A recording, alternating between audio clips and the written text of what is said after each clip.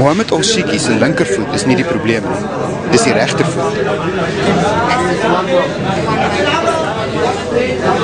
Hierdie 65-jarige kleinboer van die Darkush-omgewing in die noorde van Syrië is een van honderde pasiënte wat die afgelope week en 'n half deur Suid-Afrikaanse dokters by hierdie hospitaal behandel is.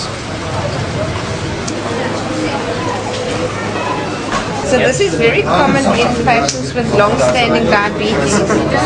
We don't normally see them looking this bad. When I remove all that dead stuff, there might just be bone underneath. They've x-rayed it. It doesn't look like there's any osteitis, but I need to clean it up first.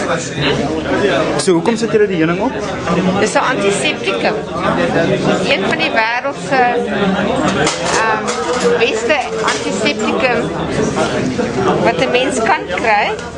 Hy moet net nie hierdie heuning gaan vreet nie, want dan kan sy bloedsuiker nog hoër wees. If he doesn't bring his blood sugar down to about 6 or 8, they're going to chop his leg off there. غرغرينا Does he walk here? ماشي بسيارة باي موتوسيكل باي Motorcycle. Okay. Can he come back and see me in 4 days? بعد 4 أيام